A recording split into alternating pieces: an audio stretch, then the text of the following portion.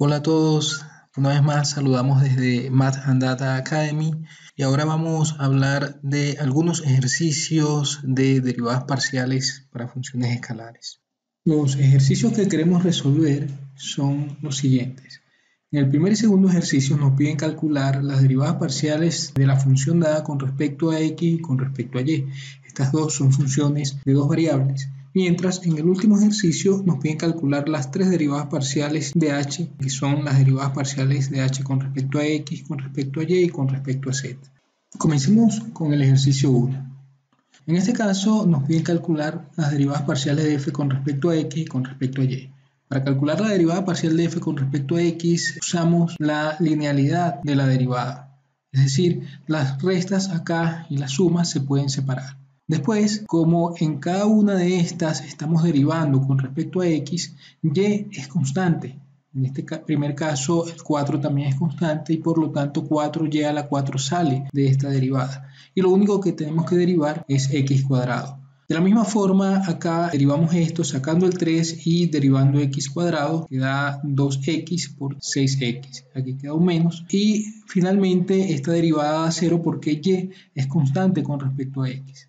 Esto nos lleva a que la derivada de f con respecto a x va a ser igual a 8y a la 4 por x menos 6x, porque como dijimos antes, esta derivada de x cuadrado con respecto a x es 2x. De una forma similar tenemos la derivada parcial de f con respecto a y. Usamos la linealidad, en este caso quien es constante es 4x cuadrado porque estamos derivando con respecto a y. Al derivar este segundo término con respecto a y da 0 porque x cuadrado es constante cuando se considera la función como una función con respecto a y. Y finalmente el tercer término tiene por derivada 8 por 3y cuadrado. Esto nos lleva a este resultado 4x cuadrado que salió del primer término por la derivada de y a la 4 con respecto a y, 0 que es el segundo término y 24y cuadrado que es el tercer término sumado. Esto finalmente nos dice que la derivada de f con respecto a y es 16x cuadrado por y al cubo más 24y cuadrado. Veamos ahora la solución del ejercicio 2. En este caso nos piden calcular la derivada parcial de esta función x sobre x cuadrado más y cuadrado con respecto a x y también con respecto a y. Comenzamos con la derivada parcial de g con respecto a x. En este caso notemos que por ser un cociente debemos usar la regla del cociente. Hacer la derivada del de arriba por el de abajo sin derivar menos el de arriba sin derivar por el de abajo derivado. Esto entre el de abajo al cuadrado. La derivada de x con respecto a x es 1, por lo que queda 1 multiplicando x cuadrado más y cuadrado y así esto es el resultado que obtenemos de ese primer cálculo. La derivada de x cuadrado más y cuadrado con respecto a x es 2x nada más, porque y es constante con respecto a x y por lo tanto en este segundo término tenemos menos x por 2x.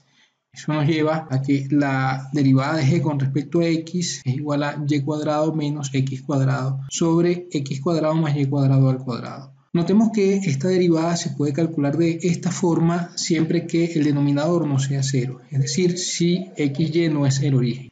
Si nos pidieran calcular la derivada parcial de g con respecto a x en el origen, es decir, en 0, 0, entonces necesitaríamos usar la definición de la derivada parcial. Ahora calculemos la derivada parcial de g con respecto a y en xy.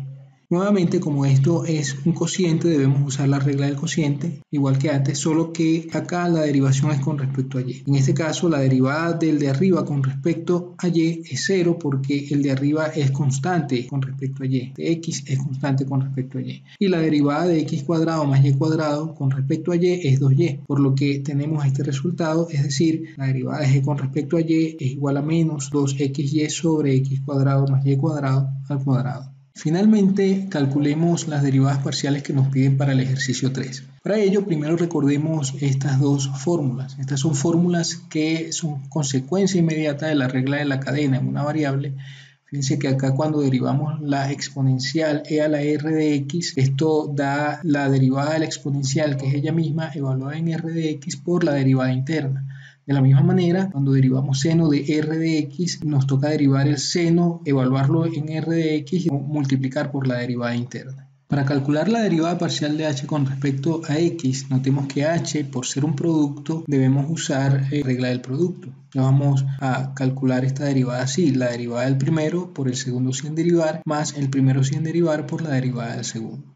Para calcular esta derivada, notemos que acá tenemos una composición de funciones y usando esta primera fórmula que está acá arriba, tenemos que va a ser la exponencial por la derivada interna. De la misma manera, para calcular esta segunda derivada, usamos la segunda fórmula que está arriba y va a ser la derivada del seno, que es el coseno, evaluado en x, y, z por la derivada interna. Esta derivada interna en el primer caso va a ser igual a menos yz, porque recuerden que estamos derivando con respecto a x y eso significa que y y z son constantes. Entonces menos yz sale y derivo x con respecto a x, queda 1. Queda menos yz por la exponencial por el seno, que es este primer término que está acá. En este último término tenemos la derivada de x por y por z, al igual que antes es solo y por z, porque yz sale de esta derivada y derivar x con respecto a x da 1. Entonces el segundo término es y por z por la exponencial por el coseno de x y z.